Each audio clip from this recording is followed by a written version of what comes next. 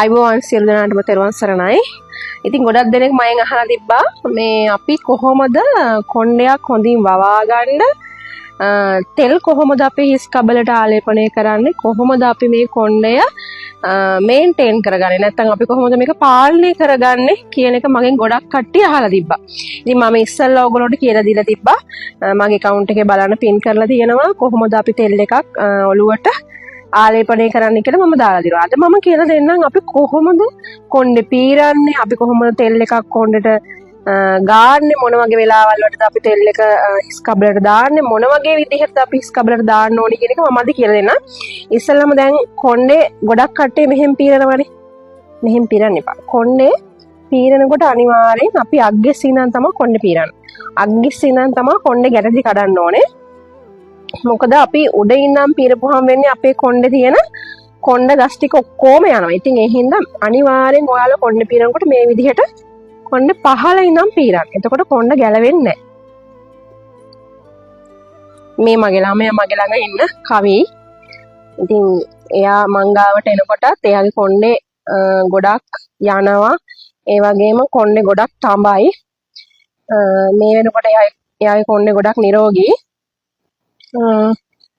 මේ විදිහට තමයි අපි කොණ්ඩේ පීර ගන්න ඕනේ. එතකොට කොණ්ඩ ලස්සනට තියෙනවා. ඊට පස්සේ කොහොමද අපි ඉස්සෙල්ලාම තෙල් දාන්න ඕනේ කොණ්ඩට? මෙන්න මේ විදිහට. මේ අපේ තෙල් එක කේශ වර්ධන තෛලය ඔයගොල්ලන්ට ගන්න පුළුවන් මගෙන්. ඉස්සෙල්ලාම අපි තෙල් දාන්න ඕනේ. ගන්න කලින් එක. හිසේ මෙතන තියෙනවනේ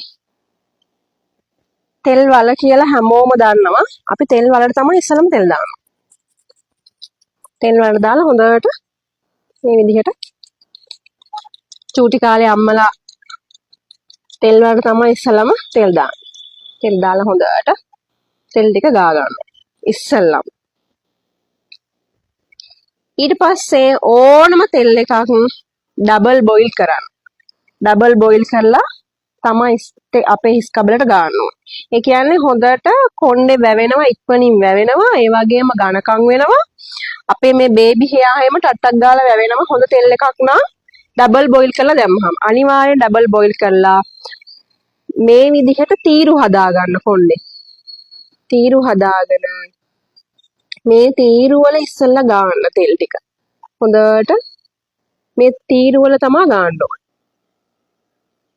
මොකද හිස්සොරි දැන් අපේ කොච්චර තෙල් එකක් පාවිච්චි කළා සමහර අයගේ කොණ්ඩ යනවා. ඒකට හේතුව තමයි ගොඩාක් හීට් එක වැඩි සමහර ගැහැණු ළමයිගේ පිරිමි ළමයිගේ ඇඟවල. ඉතින් ඒ හින්දා මොන තෙල් එක පාවිච්චි කරත් කොණ්ඩේ යන්න පුළුවන් ඇඟේ හීට් එක වැඩි වෙන. ඒ මොකද කිව්වොත් දැන් ගොඩක් කට්ටිය තෙල් ආහාරයෙන් මෙහෙන් ඔළුවේ ගානවා, මේ අග ගන්නෑ. පෝෂණය වදින්නේ හිස් කබලට. නමුත් අපි අගටත් පෝෂණය එක්කාසු කරන්න ඕනේ. ඒ නිසා ඔයගොල්ලෝ අනිවාර්යෙන් තෙල් ගානවා නම් හිස් කබලට වගේම හිස කෙස්වල තෙල් ගන්න. පීනසේ තියෙන කිසිම කෙනෙක් රැයට තෙල් ගන්න එපා. උදේට තෙල් ගන්න. පැය 5ක් විතර ඔළුවේ තියලා නාන්න. නාන කොටත් දෙකට දවල් දෙකට ඉස්සෙල්ලා හොඳට ඉරවුව හොඳට තියෙන වෙලාවක නාන්න. ඕගොල්ලෝ තීරුවෙන් තීරුව ආලේපනය කරලා තෙල් එක මෙන්න මෙහෙම ඇඟිලි වලින් කලිප්පට මෙහෙට හැරෙන්න. මේ විදිහට මෙන්න මේ ඇඟිලි ටික මේ විදිහට අල්ලගන්න මේ. මෙන්න මේ විදිහට මසාජ් කරන්න මේ. හොඳට මසාජ් කරන්න ඕන පහළට. මේ විදිහට මේ. ඔළුවේ උඩ ඉඳන් පහළට මසාජ් කරන්න. ඊට පස්සේ විනාඩි 10ක් 15ක් උඩ ඉඳන් මසාජ් කරලා කොණ්ඩේ මේ උඩට අල්ලගෙන මේ බෙල්ලේ තියෙන මේ සුසුම්නාව හරිය හොඳට උඩට මේ විදිහට අදින්න. කොණ්ඩේ පහළ ඉඳන් උඩට අදින්න. තෙල් ටික ගාලා ඉවර වෙලා. ඊට පස්සේ ඕගොල්ලන්ට පුළුවන් හොඳට කොණ්ඩේ ගොතලා තියලා උදේට නාන්න පුළුවන්. නැත්තම් රැට ගාන අයට පුළුවන් හොඳට තෙල් ටික ගාලා උදේට නාන්න. උදේට නාන අයට පුළුවන් පැය 5ක් විතර තියලා ස්නානය කරන්න.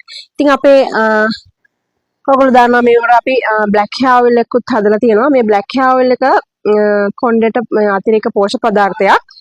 මේක නාන්න පැය 5කට ඉස්සෙල්ලා ගන්න පුළුවන්. රාත්‍රියට ආලේපනය කරන්න එපා. නාන්න පැය 5කට ඉස්සෙල්ලා ආලේපනය කරලා නාන්න. මේකෙන් කොණ්ඩේට ලොකු ඝනකමක් එනවා. ඒ වගේම කොණ්ඩේ කළු වෙනවා.